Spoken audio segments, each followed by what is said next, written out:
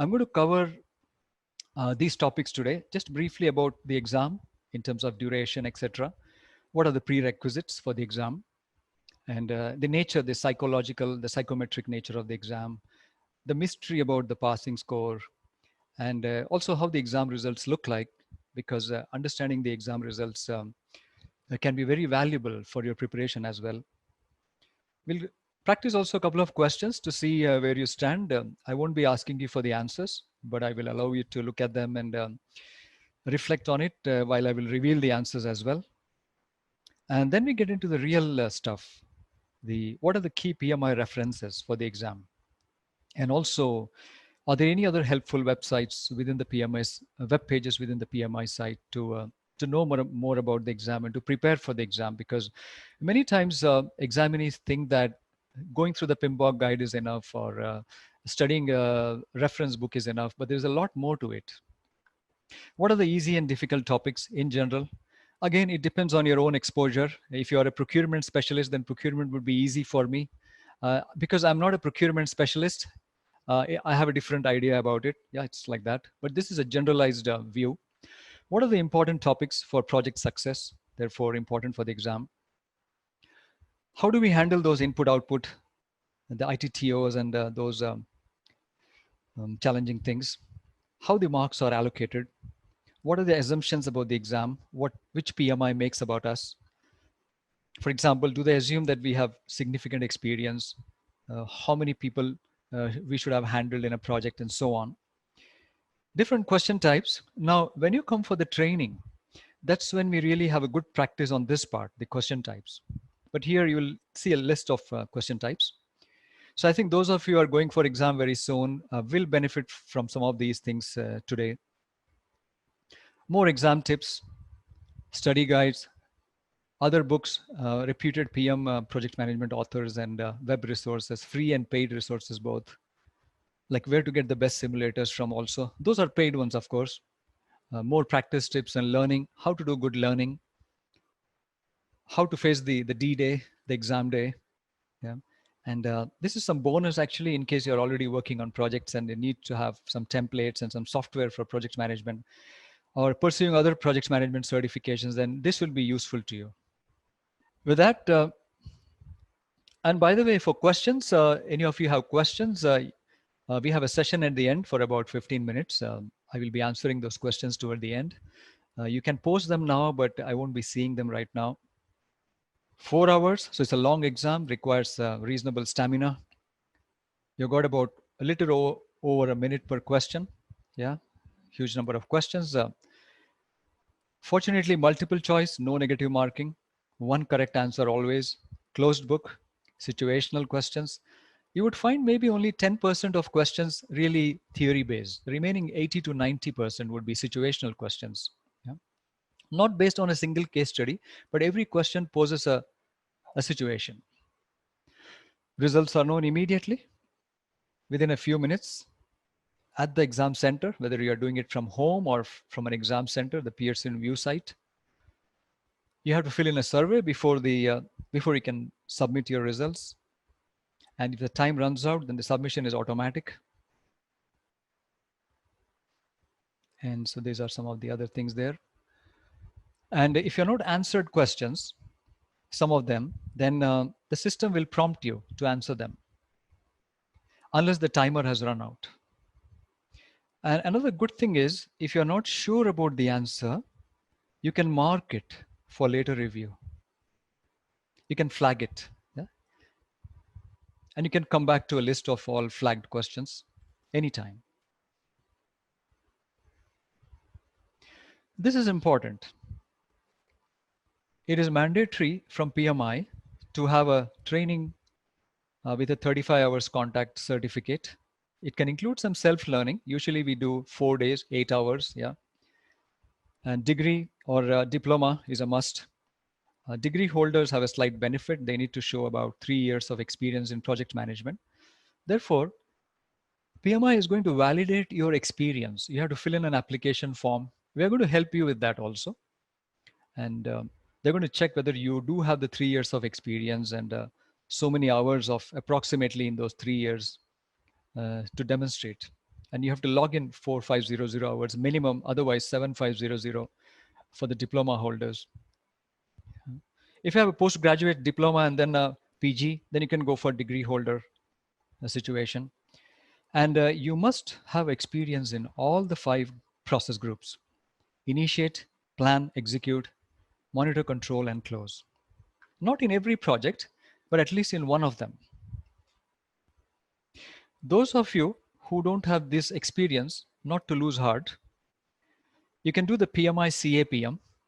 We also offer the CAPM training, the Certified Associate in Project Management, for which you just need 21 hours of training. The exam is a bit simpler. Yeah, it's still based on the same, almost the same curriculum. Now, this is the interesting part, really. It's not just a book-based testing. It also includes psychometric testing,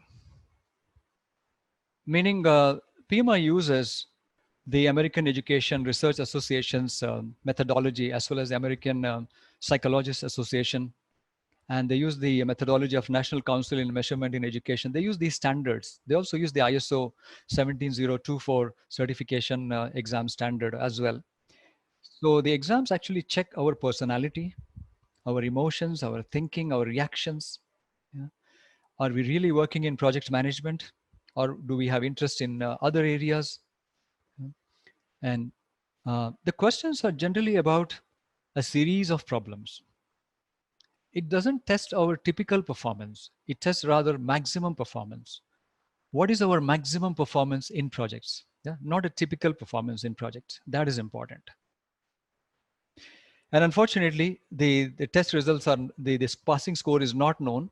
But as per these standards, the test norms, they actually take, it seems that they go with the average score of a group as the passing mark, rather than a fixed passing mark. Yeah? So we'll look at that shortly. So this is the big risk, isn't it? The passing score is not known. Is it 60%, 70%? Nobody knows. What we know though is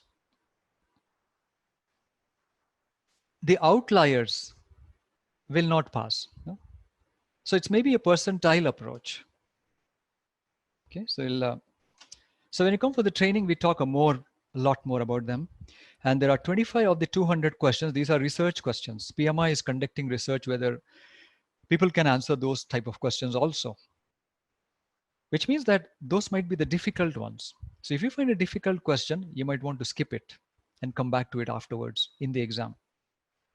But be careful also, because you must eventually answer all the questions, because the passing is also based on process groups. Did you pass the initiating process group? Did you pass the planning process group? Did you clear the executing? Did you clear the monitoring and controlling? And did you clear the closing as well? Yeah. So who knows? We don't know which of those are those 25 questions. And overall from the 200, we won't know really to really come to a perfect understanding of the passing score. Yeah. So please attempt all the questions, but you can save the difficult ones towards the end. Concept clarity is important. Question practice is important. So after the training, you need to go back and maybe prepare for, I think this is the question I get asked often during the trainings. Murali, should we do a 2-week preparation, 3-week preparation, 6 weeks or 6 months? I would say it is completely personal.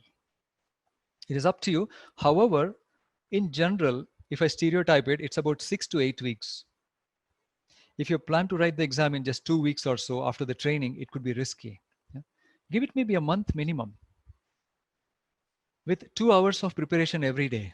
So if you're employed or working, so you do need to do about 2 hours every day for a month before you can really think about going for the exam. And you need to have good practice, real world experience. Yeah? So if you're working in a really good organization, a mature organization, which means you might be using already some good practices, they would really benefit you during the exam. And the exam is very fair as per the standards of testing. What it means is, if a person took, if I were to take the exam today and I passed it, And if I took it next week without any other preparation, I would still pass it. And if an individual took the exam today and they didn't clear it, and they took the exam next month without any preparation, additional preparation, they will still not clear it. So it's a very fair system, which means preparation is important. Connecting to the passing score. This is how the exam results look like. Now let me magnify this a little bit. So give me a moment, please.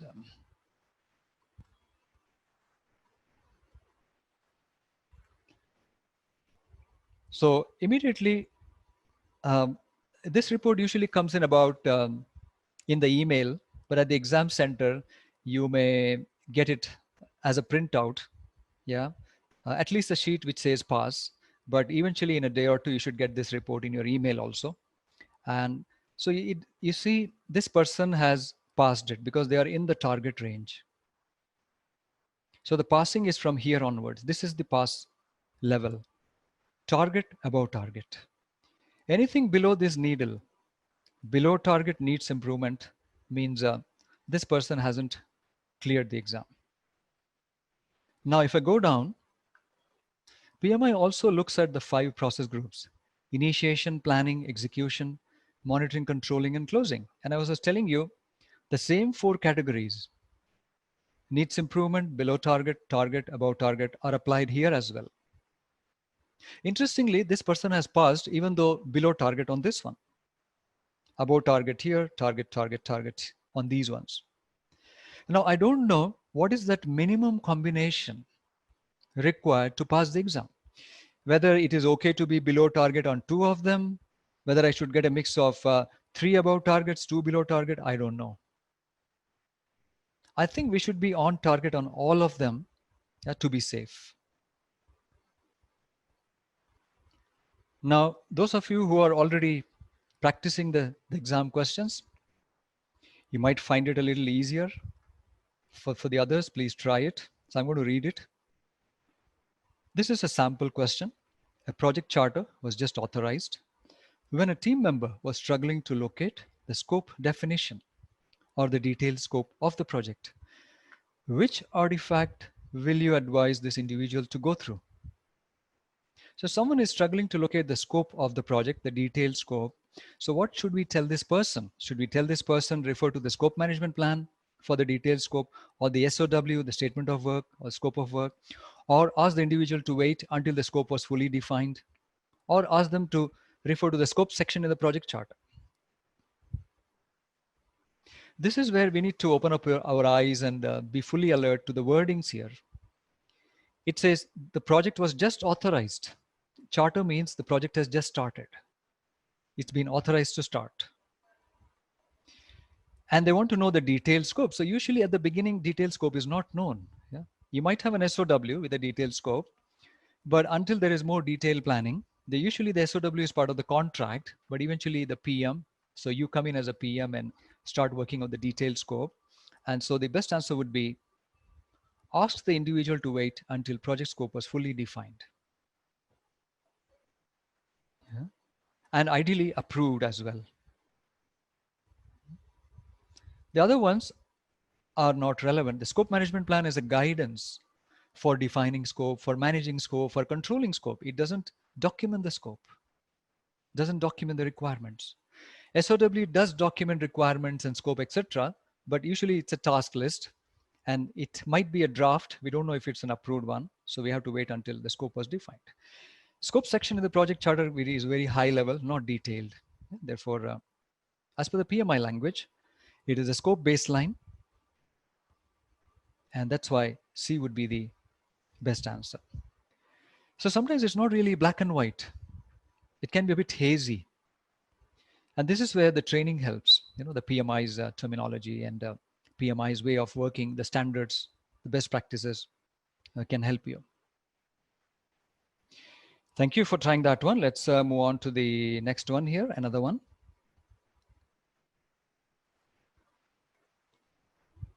A project meeting became chaotic as people began interrupting each other.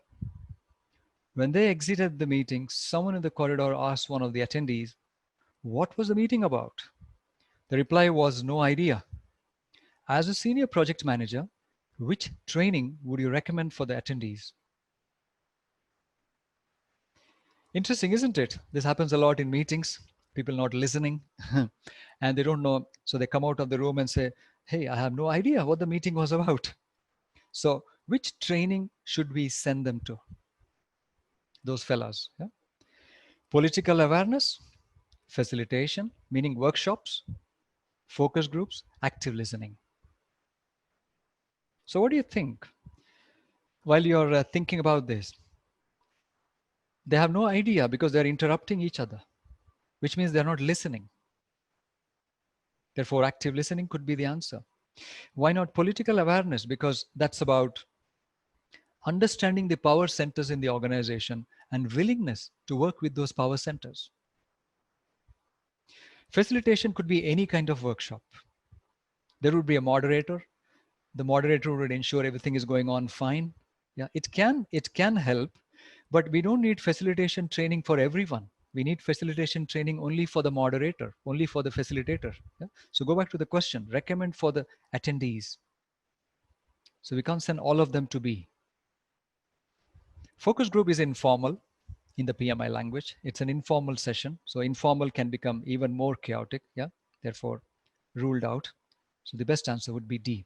So you see, this one was a techniques question. The previous one was a artifacts question about artifacts, project key project artifacts, documents.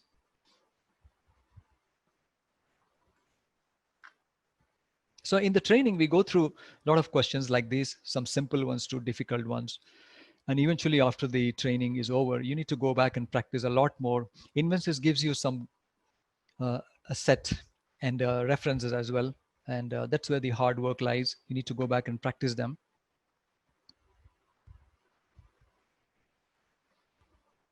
So I touched only upon just a few things. I haven't really talked much about how to prepare. Yeah, but we are coming there eventually. What are the key references? Actually, many people think that it is sufficient to read this book, A Guide to the Project Management Body of Knowledge. Sixth edition, please remember, until PMI announces anything about a seventh edition, so far they haven't announced anything on their website about the seventh edition. Except that a few months ago, they have finished the draft version and the draft review was going on, the review was completed, but they haven't really officially published the seventh edition. So if somebody tells you that the seventh edition is coming out in November, don't believe them. You can believe them only because PMI has the practice of releasing the PMBOK guide every 4 years approximately. But again, I think it's their decision, not ours. Yeah.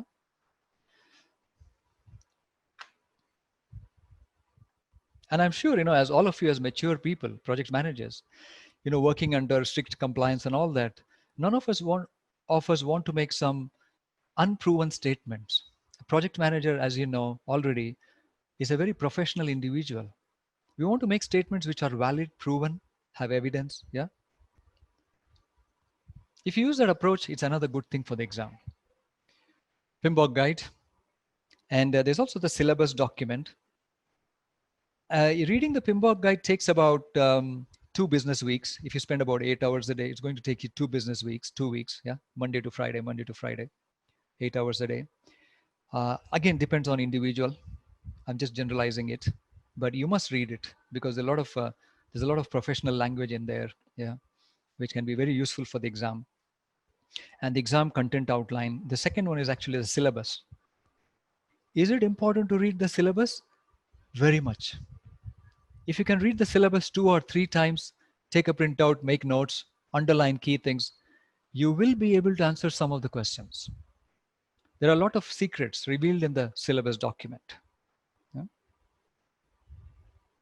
And more important, the syllabus tells us how the marks are allocated, how many marks for initiating, planning, and so on. And even things like executing has more weightage than the others, yeah, and so on. Just a quick thing there, how to find these documents. I'm just going to the PMI website. So please give me a moment. So those of you who are new to the PMI site, this is the pmi.org. This is their website. And please go to certifications and certification types, PMP. In case you're interested in CAPM, if someone doesn't have the required experience of 3 years or 5 years, depending on their degree or diploma education respectively, then you could go for CAPM. It's the same, the PMBOK guide to study, but the syllabus is slightly different. It's a much easier syllabus for the CAPM. So go here. This would be a key link for you to click on. Oh, sorry, PMP, not PFMP. My apologies. This is the PMP site, and on the right, this is where you apply for the exam. We are here to help you anytime for your application to be reviewed and make it perfect, so that you have better chances of the experience being recognized and approved. Yeah, so this is where, if I go down a little bit to the right side here, current PMP exam outline. You need to download this and study this. When you come for the training, I'm going to show this to you anyway. We're going to go through this briefly, spend about 10 minutes on that. And if you're going to write the exam from January next year onwards, from January the 2nd, first being a holiday, then you would have to go through this syllabus. Yeah? So the new syllabus from 2021 onwards is, it is still based on the same PMBOK guide, the 6th edition, but the weightage of the questions is significantly different. There's a lot more agile in that exam. Currently, agile questions are very limited because PMBOK guide has very limited information on agile. So that is sufficient for the current year exam. But from next year onwards, there's a lot more on agile. 50% of the questions would be agile questions and hybrid questions, and the remaining 50 would be traditional project management questions.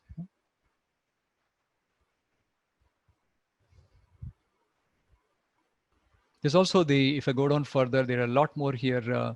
Handbook, the certification handbook is here. This is the detailed procedure about how to apply, how to schedule the exam day and all that. Yeah. Application pointers and other things. A lot of good stuff here from PMI. Except for sample papers. They have a sample paper which is like just 3 questions or 4 questions only.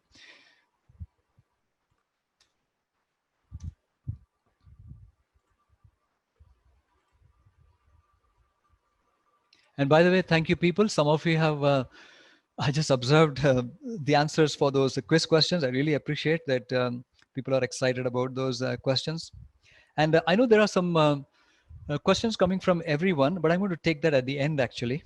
Yeah. So I think some of it is maybe relevant. I can take it right away. For example, is the exam pattern going to change from July 1st? No, not at all. It's going to change from January 2nd next year, yeah, as I was telling you. And please look at the site. I'm going to show you that site also, where it talks about where PMI reveals about the new exam pattern. We have got all those links for you in this webinar slides. Yeah. And so also people, I think, want to know, should we wait until next year to be more comfortable with Agile? Yes, in case somebody wants to write more Agile exam, they can do it next year.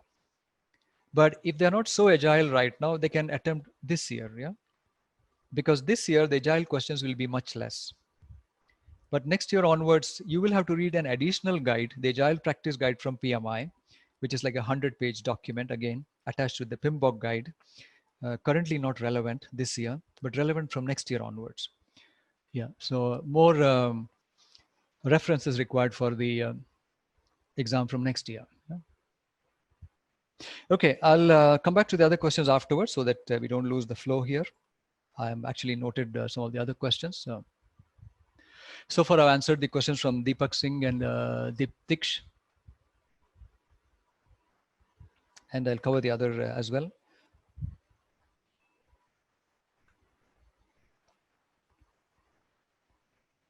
Okay, what are the others? So I talked about the exam syllabus already. The exam syllabus, of course, mentions that the PMBOK guide is the key reference, but it also has a long list of other things to know. And it may not be possible to cover everything in detail in the 4-day class. Yeah, that's why I said one has to go back and practice more and study more. You may have to Google or Bing or search about other terms, maybe read a project management book. But we are going to cover basics about everything. Yeah? But a lot more study would be necessary. Another thing which is useful is, and that's because there are a lot of code of ethics questions possible. And there may be some ethical aspects in some of the questions. Yeah.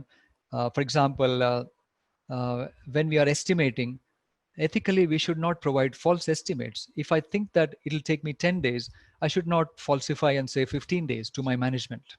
So even those things are tested in the exam. So there may be some statements in those questions about incorrect reporting or incorrect estimation. So watch out for those things, testing our awareness of PMI's Code of Ethics and Professional Conduct. So it's an 8-page document. Again, this is something you can download from the PMI site. Very quickly telling you where to download this from. For this, you actually need to go to, not to the PMP certification page, but you need to go to the About at the top. So if you go to the PMI site, you've got the About PMI at the top. Click on this one. Yes, just a moment. And go to Ethics in Project Management towards the bottom here. And if you click on this, on the left, you see Code of Ethics in Professional Conduct. Click on this one. And here you can download it. Got in several languages actually. Yeah, so you can download that. So it's a small document with PMIs. Generally, these are not just moral values as we human beings morally do, but yeah, some of our good morals do help, but these are very PMI specific. Yeah, for example, honesty is a good moral, which is there in this PMI Code of Ethics, but there are other things also which we need to understand clearly. Yeah.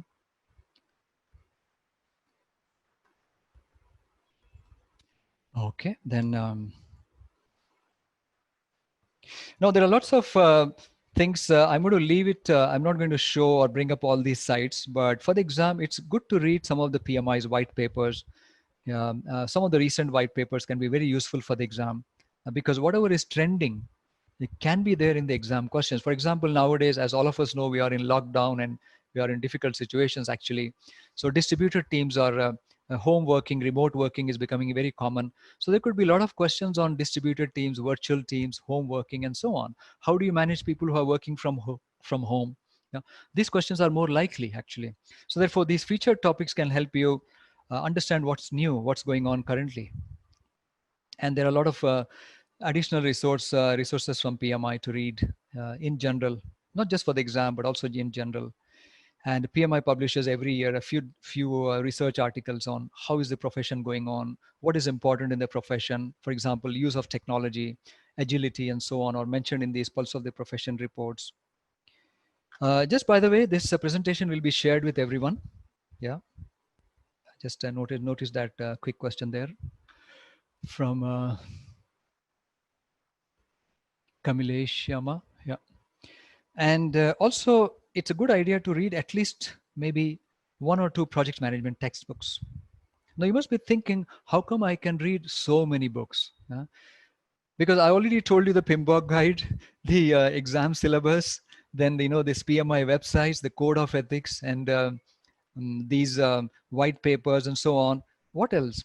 Textbook, yes, it will be valuable to read at least maybe one good project management textbook from a reputed author. So I've actually listed them here. You can pick and choose whichever you think is good and got good reviews. In fact, all of them have good reviews, which I will bring up afterwards. The detailed procedures are there in the certification handbook. Yeah. And we're going to help you with that during the training and after the training. And you need to also be aware about the updates from PMI. You need to keep a close watch on this one, maybe on a weekly or a 2-weekly basis. Is the exam changing? Is there any new information about the exam at the update center? Yeah. So for example, currently it says that 2021 onwards, what are the updates for the exam syllabus? And these are the things after you have filled in the application, the exam booking site for the PSN View exam centers. And there was a question from somebody on the, from Kevin Coleman, that is a recertification exam the same as the original? told currently only good for 3 years. So Kevin, the answer there is when you want to recertify, there is no exam to be written, provided an individual has shown 60 PDUs in the 3 years. So for example, I got my certificate in 2016, March. So until 2019 March, my certificate was valid. So 3 years. Within that 3 years, I need to submit 60 hours of project management contributions through different channels like attending webinars or attending conferences, contributing some articles, writing blogs, teaching somebody, or attending a class. Yeah, all those things count. And there are some rules there applicable there. So if you do around 60 of those professional development units or PDUs, which is also called, yeah, PDUs actually, which is so 60 PDUs are equal to 60 hours of contribution. And if you show the 60 hours of contribution before the end of the 3 years, then you don't have to write the exam again. You just have to pay a nominal fee, somewhere around $100 to $150, and you have, depending on you whether you're a member or not, and you just get the certificate immediately after you make the payment. Once PMI has verified your contributions, yeah, that's all. But if you cannot do it in the 3 years, you have another fourth year available for you to try it. But if it is not done in the fourth year, then the certification is lost. You have to write the exam again. The certification is anyway lost after 3 years, but the fourth year is just a grace period for fulfilling those 60 hours. And if the fourth year is missed, then the individual has to write the exam again. Yeah. So okay, I will continue with a few more things here. Now, these are a lot of things which we will cover during the training course, which are the tough areas and which are the less tough areas. But for example, if you look at communications and stakeholder management, these are easier to understand, but many questions from these. Yeah? And for example, risk and quality could be generally tougher for some people, but also many questions. So it's good to be aware of these things. PMI is not telling us all this, but it's based on people's experiences and other known things from the internet and other professionals. And sometimes there are some topics which can be really important because not because PMI is saying, PMI never tells these are important, but these are important for project success based on some of PMI's articles, based on some of their other publications. Therefore, maybe these are important for the exam. Yeah. So not going to read it, all this list. Just to clarify to Kevin on that recertification, yes, the recertification is good for 3 years, yes. And the fourth year is an additional time period to show the evidence of contributing 60 hours. And if you do that in the fourth year, worst case, then you can still recertify without the exam before the end of the fourth year. So, that's why these are the real tips for the exam, the previous slide on what is important. And this is where the real tips begin. Many people have this dilemma about, should I really memorize these ITTO diagrams? Not really. But you need to understand them. And also, if we can relate those terminology to our own environment, for example, you might have something known as a project initiation document. In the PMI language, you could call it as a project charter plus a project plan. Yeah. So once you have this clear understanding what these mean, it's easier for you to make sense during the exam or during your practice. Calculation questions seem to be reducing, but don't take me for granted. That's, I think, a good news, maybe, because it's not a math exam. It's more like a project management exam. Maybe that's why you can expect maybe just a few things on the calculation, maybe 2, 3, 4, maybe. Yeah. You can take notes if you're doing the exam at a center, not from home. You can write some notes on a piece of paper. While the timer is running, the timer doesn't stop when you take notes. An online calculator is there. You can't bring in your own calculators, watches, mobile phones. This is from the syllabus. Which one is important? Yeah. So for example, there is only one closing process out of the 49 processes, and there's 7% marks for just one process. Similarly, 13% for two initiating processes, which is a high weightage. So good to know all these secrets. Not a secret, PMI has actually published that chart, not me. And I've already talked about those 25 research questions, and all questions have equal marks. That's the good thing. Easy, difficult, all of them have the same marks each. So good idea is to answer easy questions first, get some confidence, get some strength, mental peace and strength, and go forward after that. Answer all of them, take a guess, answer all of them. There is no negative marking.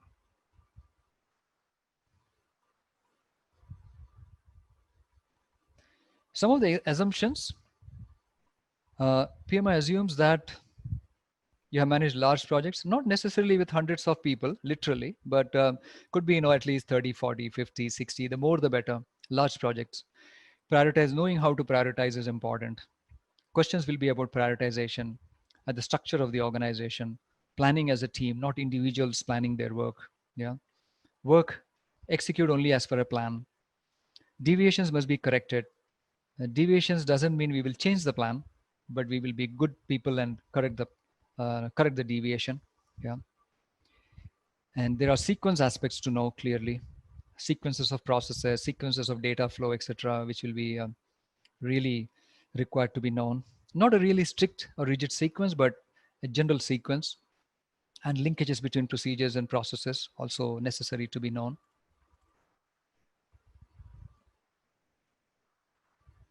Okay, so I'm going to not read all of them. You will receive this presentation anyway, and it's got a lot of tips here for the exam, so please go through them. And I'm just going to show you quickly what these tips are, which can be really useful even for people who are going to write the exam very soon. And what kind of words you need to suspect as a bad answer. If you have answers or answer options which are words like always, never, most likely they are the incorrect answers. Because project management is not a black and white science, isn't it? It's sometimes it can be hazy. Therefore, we can't really make rules, perfect rules in project management.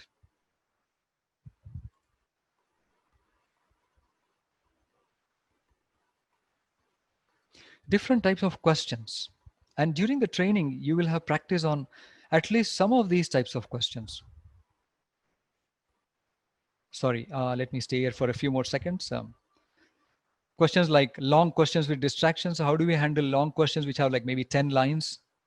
It's going to take us maybe 5 minutes to read it. So how do we handle long questions? Will be taught in the course. What are the study guides? The ones in red are more popular, but I would say all of them are really excellent ones. Yeah. The top two are, I think most people are aware of the top two generally, but these are also really good ones. And there are a lot of reputed project management authors, particularly the top three are really well known. Dr. Harold Kessner has a close association with PMI in the webinars and all that. So why not get maybe a book? I have this book with me, very valuable for the exam, this one. Yeah. And any one of them, you don't have to purchase every one. And so I have a long list of books here. I won't be really talking about all of them. You see so many different books for, of course, nobody can read all of them just for the exam. I didn't do that, but maybe you'll find one or two which are very useful for your nature of work. And you might think, oh, this could be valuable for me for the exam. There are some PMI books as well. Yeah, like HR, people management books from PMI. And within the PMBOK guide, there is a list of references. Most of them are ISO standards, which I don't think even I have read, but it gives you a general glimpse into what can be at least one or two maybe worth scanning quickly. Yes, once again, the slides would be shared after the webinar.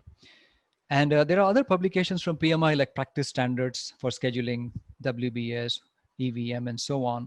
Reading, if you are a member, you can actually download all of them without any additional charges. It's an annual membership. So why not become a member and get a hold of all of them? Yeah, free of cost, except for the membership fees. And there are websites. I think this is where some people are asking me, are there any websites, free questions? Yeah, there are some free websites here. I won't be able to list all of them because I don't want to be in conflict with Invensis Learning. But at the same time, I would want to lead you to some really good sites where you can get some really good quality. Yeah. Many of them actually don't provide training; they just provide questions. And but this one at the bottom, these are like simulators. There are really very few simulators available in the market. These are like the real exams. So, but they cost you like $100 or so approximately, US, yeah, dollars. So you might want to try them just to get maybe more confidence. A lot of practice tips for you, how to start the practice. Yeah, like do practice the 4 hour exam couple of times. Don't rely on the real exam in the end. Do practice at home, 4 hour session for at least maybe 2 exams. And a lot of learning research tips here. I won't be reading them, but these are taken from various books and YouTube and other websites. How can we learn quickly? Rapid learning, and how to connect learning to our own goals, and how to get the motivation for learning. Yeah, all that. This is something I added recently to this learning stuff. And what to do on the exam day, on the final day. Carry your original IDs. I've seen sometimes people going with their photocopy and coming back home just because they didn't carry the original.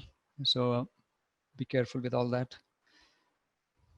And those of you who are planning for other certifications, apart from PMP, if you want to do Prince 2, for example, from Excelos, we also deliver Prince 2 trainings. I also teach Prince 2 apart from PMP. And depending on your geography, if you're in Europe, then these two are quite popular, the Prince 2 and the IPMA certifications, the multi-level. In the UK, I've got the APM certifications and the Excelos ones. And those who are in construction, they might benefit from these certifications, yeah? For very specialized for the construction industry, planningplanet.com. And just a bonus for the today's for the valuable time you have given us today. We've actually added some project templates for you. You can right away go to these sites and look at the templates, really good quality ones, and some software, project management software. Um, I come from the traditional world, but there are so many new interesting tools in the market. I think some of you are much younger than me, might have really hands-on experience on these. I have on just some of them. Sorry. So that's where we are. I know I went through some of those slides quickly, but I hope this was useful to all of you, at least for now. And thank you again for listening to me. Okay. And yes, I received good messages from people. Thank you for those of you who have appreciated this brief session. I think it's benefited some of you for a starter, and I've seen comments from few of you who joined a little late or who might have liked to attend such a session much earlier, much before today. So yes, I am with you on that. Thank you for that appreciation. And coming back to individual questions, Geeta was asking about, she wanted to know if I could talk a little bit more about CAPM. I'm just going to talk just briefly on that. At least I'm going to show people where they can find the information about the CAPM exam. They need to go to certifications and certification types and CAPM. This is a much shorter 3-day program, not a 4-day program. And the exam is a little simpler. There's a lot more theory in the exam, and situational questions are slightly less in the CAPM exam. It's a 3-hour exam. The fees are much less, and it's got 150 questions in the 3 hours instead of 200 questions in the 4 hours. And the exam syllabus is different. It's based on the chapters, each chapter, how many marks allocated, rather than the process group's allocation of marks. So the PMP, we have the process group based marks allocation, whereas in CAPM, we've got chapter based marks allocation. So that's the brief I can tell you about. And 23 hours actually for training required, and no experience is necessary for the CAPM. And those of you who have thanked me, you're most welcome. Also, Rajiv Ranjan, you had a question about please advise in which site is available as a textbook of PMP without any fee. I think I have shared some of the free links in this presentation. So once you get the presentation, you can see it. You'll get access to maybe free questions. But unfortunately, you won't get free books except very basic books.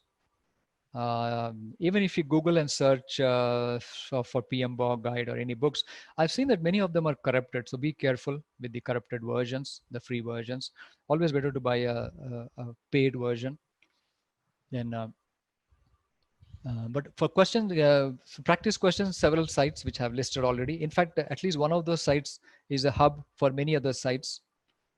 And a couple of the sites I have shared for the templates, one of those template sites also has a list of PM books. Yeah? So please go with that. There are some free books, I mean, in that site. The free project management ebooks.com, it's somewhat like that.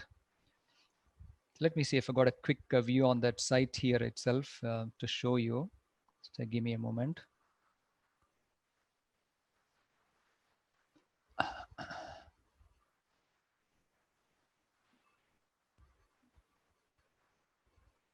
Yeah, this one, somewhere at this site, you may be able to find a list of some books. In one of the project management ebooks, you will find a list of books and maybe some other free materials. Okay, then apart from that, just a few more questions left. Yeah,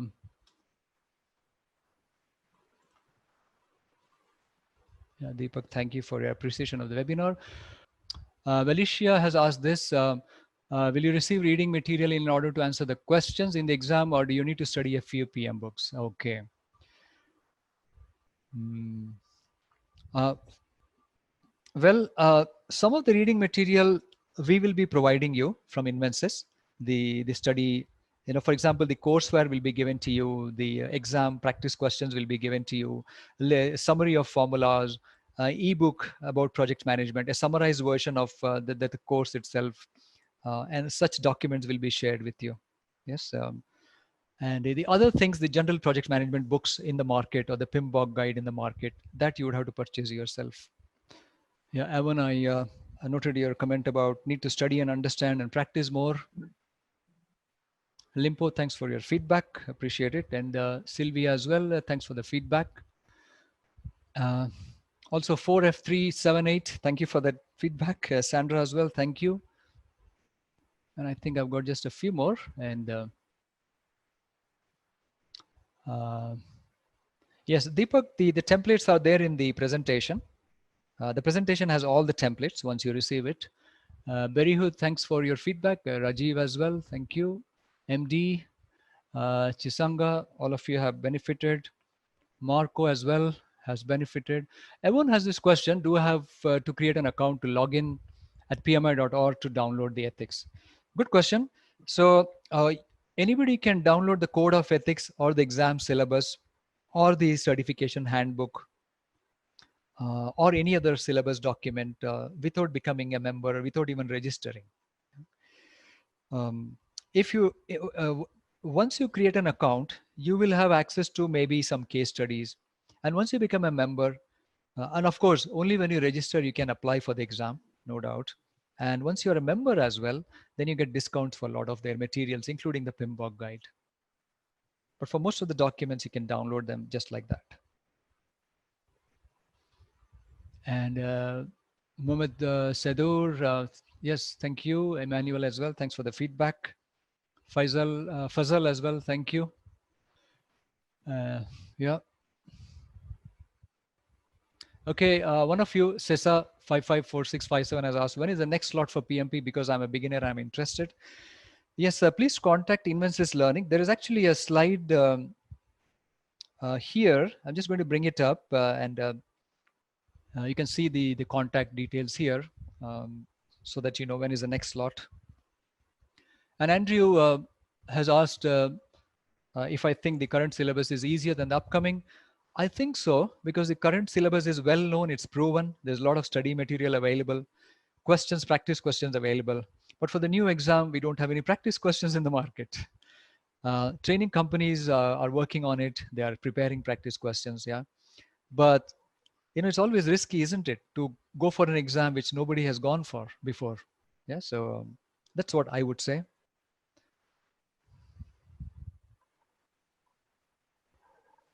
Everyone, thank you for your feedback. Geeta has this question on CAPM. Can you expect more direct questions? Yes, Geeta. There would be more direct questions in the CAPM, more theoretical, but do watch out for situational questions as well. There'll be some simple situational questions, whereas in the PMP exam, there are more difficult situational questions. Ikram, thank you also for your feedback. And Suketu has this question here. The PMP exam is online and you may attend from your office or home. That's true. You can do it from home or your office. It will be webcam proctored, online proctored by PMI, by an invigilator, or you could write it from a Pearson VUE site. So they actually introduced just because of these global lockdowns and the COVID-19 situation. Thank you, Suketu, on that. So Rajiv has this question, Rajiv Ranjan, for procurement manager, what is the best option? By the way, there is procurement covered in the PMP course, but I think for other topics, one thing is when you come for the training, I can also provide some more one-to-one guidance to individuals because I then provide my WhatsApp number or whatever my contact information. But just briefly on your question, there are actually procurement certifications as well, supply chain certifications can be useful, or general management certifications could be useful, like business relationship management and so on. But if you want to specialize in procurement, then procurement would be more valuable. Prerna, also thank you for your feedback. And yes, you can send us the questions in the following days and about you want to pursue PMI next year rather than now. No, to your question whether it is too early to start preparing for next year, no, not at all. In fact, you could actually, if you have a hold of the PMBOK guide, then you should actually look at the attachment which comes with the PMBOK guide. It's known as the Agile Practice Guide. Right now, that Agile Practice Guide is not in scope. So, so if I show you the PMBOK guide, just hold on, bear with me. We're almost at the end of the questions, and we'll be done shortly. So this is actually the PMBOK guide I was talking about, the PMBOK. And this second one, the Agile Practice Guide. This one is not required for now, but from next year onwards, you would have to study this also. And therefore, the training would include aspects of the Agile Practice Guide as well. So right now, it may be too early. Training organizations are still awaiting clarity about the courseware and all that. So that's work in progress. But eventually, yes, you would be able to check and enroll for it. And online brochure, Prerna, for that. In fact, with the PMI website, you could see the, if I go back to the, if you go to the PMP certifications website, then you will see the link to the, yeah, if you see the PMP certifications page on the right, somewhere middle right, you will see the 2021 PMP exam content outline. This is the syllabus for the new exam. So it gives clarity on what the new exam will look like. And also there is a website where it has additional references to study for the new exam. And that web link is provided in our presentation as well. So this is for the new exam, PMI has published a clear reference list of books to study. So it's quite a exhaustive list here. Agile Practice Guide, as I was telling you, PMBOK Guide, and many other. You see the Dr. Harold Kesner's PM book. This is valuable also for the PMP exam. Yeah? So this is where you can find Prerna, that information. And Stella, thank you for your feedback. Invensis Learning, yes, it's a PMI REP. Yes.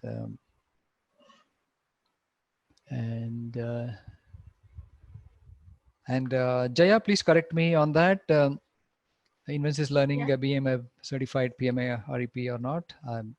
Yes, yes, yeah. Yes, we are. Yeah, we are. Yeah, we are. Daku, also thank you for your feedback. And Claudia as well, thank you so much for your feedback. And some of you want to know the next slot, so please contact the Yeah, please contact us. please go to our Invensis Learning website. You will find all the schedules for PMP. Yes, please do that. And so Berihu, I have answered that question about next lot of PMP. And FJT Ethiopia has asked, do we have a break in the middle? Yes, there is a 10-minute break available in the exam. Previously, it was a 4-hour exam continuous. Now they have a 2-hour exam and then a 10-minute break. And then it's better to not to go out during the break, because you may lose time for the because they're going to check the room and the site and everything properly once again. So, but there is a 10-minute break in between. Particularly, it's available when you take the exam from home. It's not available if you take the exam from a Pearson View Center. Yeah, that's the last update I've seen from PMI. But in case you keep a watch on that, if they're going to change it. Geeta, thank you also for your feedback. Evan as well. Valicia also, thank you for your feedback. Stephen Lynch as well. Thank you so much. Rajiv Ranjan, yeah, the PMP schedule of the PMP exam.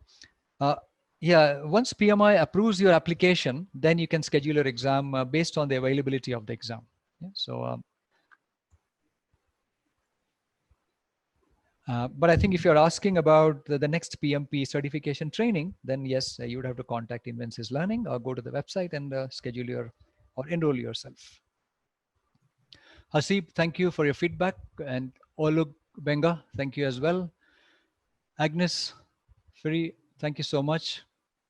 Prerna, Rajiv, thanks a lot. Valicia has got another question. Are there any centers in South Africa? Yes, in fact, there are centers in all cities. And meanwhile, Sharif has also, thank you, Sharif, for your feedback.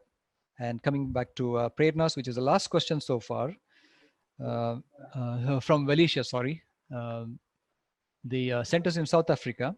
What you have to do is, you can actually find the links to the Pearson View site in our presentation. And if you go there, you will see somewhere, let me bring up the website actually. And you will find that link in our presentation, of course.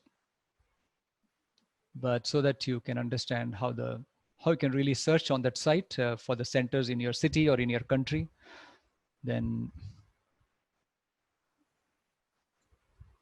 yeah. I'm just going through my bookmarks. Please bear with me.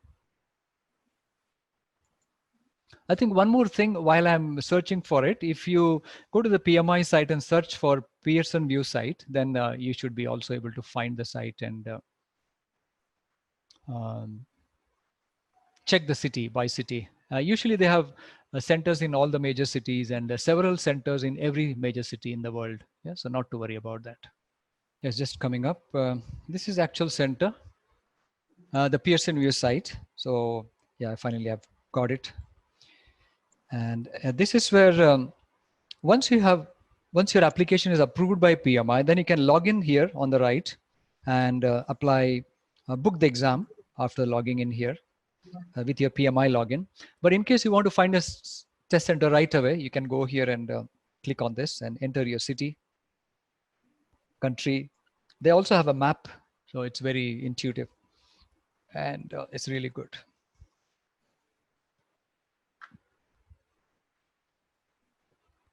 With that, I'll just pause here in case anyone else has any other questions, or if I didn't answer you properly, please ask us again. We'd be very happy to clarify. Otherwise, bring you back to. So Deepak has this question, Deepak Singh, sir, so we don't have to memorize ITTO. The input tools, techniques, outputs.